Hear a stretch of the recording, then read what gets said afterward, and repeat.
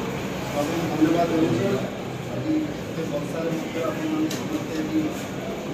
उपस्थित अच्छा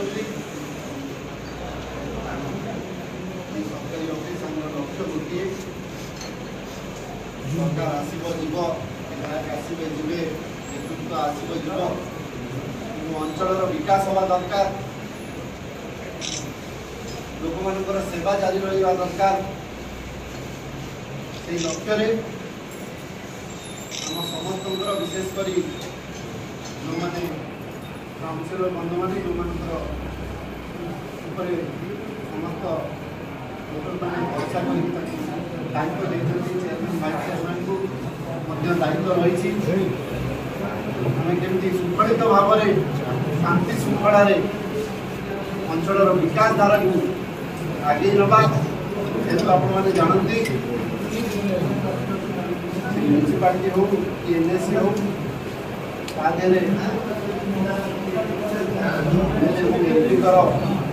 निमंत्रित नेतृत्व डिसीजन नवार कैपेसिटी अंचल एनएसी विकास हो पार लोक जमी हक बाधा न संघर्ष न करने पड़े आम चेष्टा करवा समस्ते जहाँ समस्ते मोर गोटे नवेदन धन्यवाद देवी आप समस्त को पाखापाखि 2.5 वर्ष धरी एनएसी सर्कल अच्छी बहुत उन्नतिमूलक कार्य होती आगे बहुत किसी परिवार अच्छी से दिगरे आम समस्ते आगे परिवार हिसाब से कार्य करवा तो लोक मान सेवा ही प्रथम शेष लक्ष्य रहा दरकार आउ विकास हो पार से दिगरे समस्ते मिलेमिशि कार्य करवा जो देखा लोक असुविधार सम्मुखीन होती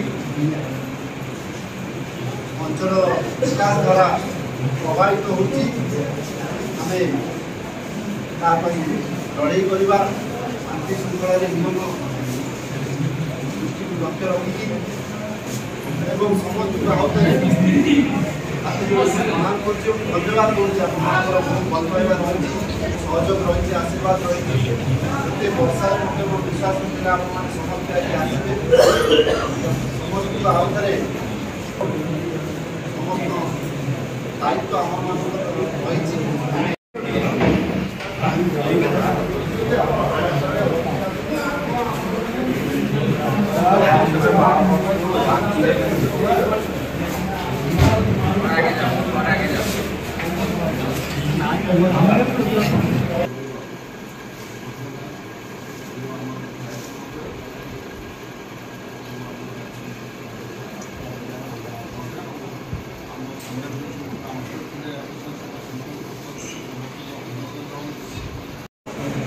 भोटर हिसाब से आम दायित्व रही कर्तव्य रही बाधा न संघर्ष न पड़े आम चेष्टा करवा समस्ते जहाँ धन्यवाद देवी आप समस्त को पाखापाखि 2.5 वर्ष धरी सर्कल अच्छी କାର୍ଯ୍ୟ ହୋଇଛି। ଆଗକୁ ମଧ୍ୟ ବହୁତ କିଛି କରିବାର ଅଛି। ସେ ଦିଗରେ ଆମେ ସମସ୍ତେ ଆଗକୁ କହିଛୁ ଗୋଟେ ପରିବାର ହିସାବରେ କାର୍ଯ୍ୟ କରିବା ଏବଂ ଲୋକମାନଙ୍କର ସେବା ହିଁ ରହିବା ଦରକାର। ଆମ ବିକାଶ ହେଇପାରିବ ସେ ଦିଗରେ ସମସ୍ତେ ମିଳିମିଶି କାର୍ଯ୍ୟ କରିବା। ପୂର୍ବତନ ବିଧାୟକ ଆପଣ କଣ ସବୁ ଆଲୋଚନା? ନିଶ୍ଚିତ ଭାବରେ ଆମେ ତାଙ୍କୁ ଧନ୍ୟବାଦ ଦେବୁ। ତାଙ୍କର ଆଗକୁ ଯେଉଁ ଥିଲା ଚିନ୍ତା ପିପିଲି ଡେଲାଙ୍ଗ ପିପିଲି ଏନ୍ଏସି ପାଇଁ ବର୍ତ୍ତମାନ ବି ସେ ଚିନ୍ତା ରହିଛି ଲୋକଙ୍କ ସେବା କର, ଲୋକଙ୍କ ପାଖକୁ ଯାଅ, ଲୋକଙ୍କ ସେବା କର। ପିପିଲି ଏନ୍ଏସି ହେଉଛି ତାକୁ ମାନେ ସେଲ୍ଫ ଗଭର୍ଣ୍ଣମେଣ୍ଟ ଯାହା କହନ୍ତି, ଏଇଟା ୟାର ସମ୍ପୂର୍ଣ୍ଣ କ୍ଷମତା କାଉନସିଲ୍ ବଡ଼ି ହାତରେ ଥାଏ। କାଉନସିଲ୍ ବଡ଼ି ଯାହା ରେଜୁଲେସନ୍ ଯାହା ପାସ୍ କରେ ସେଇ କାର୍ଯ୍ୟକ୍ଷମ ହୁଏ। ବିଶେଷ ଭାବରେ ଯେହେତୁ ଆମକୁ ପୂର୍ବତନ ବିଧାୟକ ସେ ଆମକୁ ତିଆରି କରିଥିଲେ, ସେମାନଙ୍କ ଆମକୁ ଆଡ଼ଭାଇସ୍ ଦେଇଛନ୍ତି ଲୋକଙ୍କ କାମ କର, ଲୋକଙ୍କୁ ଯେମିତି ଲୋକଙ୍କ ଅସୁବିଧା ନ ହେଉ, ଲୋକଙ୍କ ଯେଉଁ ଉନ୍ନତିମୂଳକ ଧାରା ଚାଲିଥିଲା ସେଇଟା ବଜାୟ ରହୁ। ବର୍ଷା ଦିନ ଯେହେତୁ ବିଭିନ୍ନ ପ୍ରକାର ଡ୍ରେନ୍ ସମସ୍ୟା ଯଦି ଅନ୍ୟାନ୍ୟ ଥିବ ସେ ବିଷୟରେ ଆଲୋଚନା ହେଇଛି, ତାର କେମିତି ସବୁ ଫଇସଲା ହେବ? ନିଶ୍ଚିନ୍ତ ଭାବରେ ଆମେ ଡ୍ରେନେଜ୍ ପାଇଁ ଡିପିଆର୍ ତିଆରି କରୁଛୁ। ଖୁବ୍ ଶୀଘ୍ର ଗଭର୍ଣ୍ଣମେଣ୍ଟକୁ ଡିପୋଜିଟ୍ କରିବୁ। ଫଣ୍ଡିଂ ଆସିଲେ ପିପିଲି ଏନ୍ଏସିରେ ଆମେ ନିଶ୍ଚିତ ଭାବରେ ଡ୍ରେନ୍ ବ୍ୟବସ୍ଥା କରିବୁ। ପୂର୍ବରୁ ଦେଖନ୍ତୁ ପିପିଲି ଏନ୍ଏସି ଗୋଟେ ରାଜ୍ୟରେ 1 ନମ୍ବର ହୋଇଥିଲା, ସେଇ କାର୍ଯ୍ୟଧାରା ଆଗକୁ ମଧ୍ୟ ଜାରି ରହିବ କି? ନିଶ୍ଚିତ ଭାବରେ ପିପିଲି ଏନ୍ଏସି ଆଗକୁ 1 ନମ୍ବର ଥିଲା, ଭବିଷ୍ୟତରେ 1 ନମ୍ବର ରହିବ। ବର୍ତ୍ତମାନ ବି ପିପିଲି ଏନ୍ଏସି ସାରା ଓଡ଼ିଶାରେ ଭଲ ସ୍ଥିତିରେ ବା ନମ୍ବର 1ରେ ରହିଛି। ଆଗାମୀ ଆପଣ ଜାଣିବା ପାଇଁ ଗୋଟିଏ ସାଧାରଣ ଉଦାହରଣ ଦେଉଛି। ଆପଣଙ୍କ ପିପିଲି ଏଣ୍ଟ୍ରାନ୍ସ ପଏଣ୍ଟରେ ଯେଉଁ ଆଇ ଲଭ୍ ପିପିଲି ବା ସୌନ୍ଦର୍ଯ୍ୟକରଣ କରାଯାଇଛି, ସାରା ଓଡ଼ିଶା ନୁହେଁ ସାରା ଭାରତରେ ସେ ଗୋଟେ ଚର୍ଚ୍ଚିତ ସେଲ୍ଫି ପଏଣ୍ଟରେ ନାମିତ ହେଇଛି। ଏଇଠୁ ଆପଣ ଜାଣିପାରିବେ ମାନେ ପୂର୍ବତନ ବିଧାୟକଙ୍କ ଯେଉଁ ଚେଷ୍ଟା ଥିଲା ବିଭିନ୍ନ ବିଲ୍ଡିଂଠୁ ନେଇ ରାସ୍ତାଘାଟ ପାର୍କ ମଧ୍ୟ ଆମେ କିଛି କରୁଛୁ, ଜାଗା ଜାଗା ଟଏଲେଟ୍ କରୁଛୁ, ପାଇଖାନା କରୁଛୁ, ଲୋକଙ୍କ ପାଇଁ ଯାହା ସୁବିଧା ରାସ୍ତାଘାଟ ରାସ୍ତା ସବୁ ବିଭିନ୍ନ ଯୋଜନା ଆମେ କରୁଛୁ। ଦେଖାଯାଉ ଏ ଯେଉଁ ଗଭର୍ଣ୍ଣମେଣ୍ଟ ଆସିଛି କେଉଁ ଭଳିଆ ସାହାଯ୍ୟ କରୁଛି। ଯେଉଁ ଆମ ଏନ୍ଏସି ମ୍ୟୁନିସିପାଲିଟି ରହିଛି ଓଡ଼ିଶାରେ ସରକାର ତ ବଦଳିଛି, ବଦଳି ପରେ କେଉଁ ଭଳିଆ ଏନ୍ଏସି ମ୍ୟୁନିସିପାଲିଟି ମାନଙ୍କୁ ସେମାନେ ସାହାଯ୍ୟ ବା ଫଣ୍ଡିଂ କରୁଛନ୍ତି, ତାକୁ ନିଶ୍ଚିତ ଭାବରେ ଆମେ କାର୍ଯ୍ୟ ଲଗାଇବା। ଲୋକଙ୍କୁ ଆମର ମୁଖ୍ୟ ଲକ୍ଷ୍ୟ ରହିବ ଲୋକଙ୍କ ସେବା।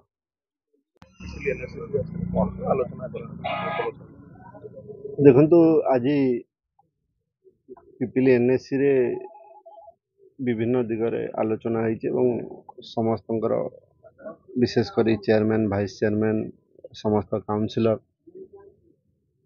ଏବଂ ଲୋକମାନେ ବି କିଛି ଲୋକ ଆସିଥିଲେ। ଯେହେତୁ ମୁଁ ଆସିଛି ପୂର୍ବତନ ବିଧାୟକ ଥିଲି, ସମସ୍ତେ ଆସିଥିଲେ ମୁଁ ଯେତେବେଳେ ଆସିଛି ଶୁଣିକି।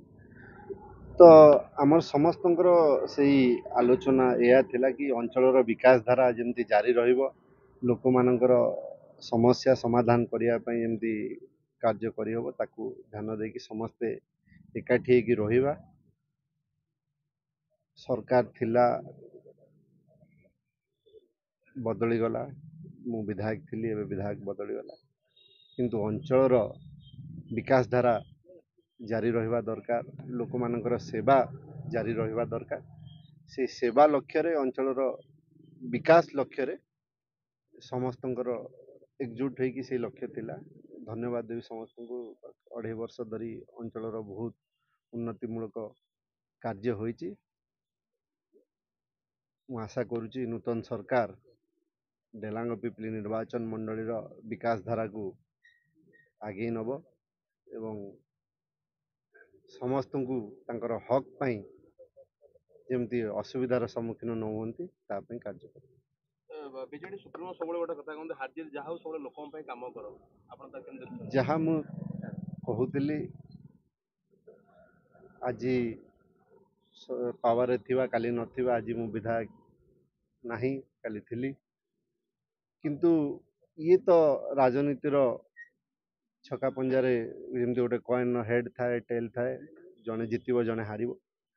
କିନ୍ତୁ ହାର ଜିତରେ ଅଞ୍ଚଳର ବିକାଶ ଧାରା ପ୍ରଭାବିତ ନ ହଉ, ଅଞ୍ଚଳର ବିକାଶ ଧାରା ଜାରି ରହୁ, ସମସ୍ତଙ୍କର ସେବା ଜାରି ରହୁ, ସେହି ଲକ୍ଷ୍ୟରେ ଆଜି ଯେହେତୁ ଆମର ବିଜୁ ଜନତା ଦଳର ଚେୟାରମ୍ୟାନ୍ ଭାଇସ୍ ଚେୟାରମ୍ୟାନ୍ ସମସ୍ତ 16ରୁ 14ଟି କାଉନସିଲର ଆମର ଇଲେକ୍ଟେଡ୍ ଅଛନ୍ତି। ସମସ୍ତଙ୍କୁ ମୁଁ ସେଇ ନିବେଦନ କରିଥିଲି, ସେମାନେ ମଧ୍ୟ ତାଙ୍କ ଆଡ଼ୁ ସେଇ ପ୍ରସ୍ତାବ ଦେଇଥିଲେ କି ଆମେ ଅଞ୍ଚଳର ବିକାଶ ଧାରାକୁ ଜାରି ରଖିବା ଏବଂ ଆଶା ଏବଂ ବିଶ୍ୱାସ କରୁଛି ଆପଣମାନଙ୍କର ମାଧ୍ୟମରେ ନୂତନ ଭାବରେ ଦାୟିତ୍ୱ ନେଇଥିବା ବିଧାୟକ MP ଏବଂ ସରକାର ଡେଲାଙ୍ଗ ପିପିଲିର ଅଞ୍ଚଳର ବିକାଶ ଧାରାକୁ ଆଗେଇ ନେବେ, ସମସ୍ତଙ୍କୁ ସମାନ ଦୃଷ୍ଟିରେ ଦେଖିବେ ଏବଂ ଯେମିତି ଆମ ସମୟରେ କାର୍ଯ୍ୟ ହେଉଥିଲା ସେମିତି ସେମାନେ ମଧ୍ୟ କରିବେ ବୋଲି ବିଶ୍ୱାସ ଅଛି।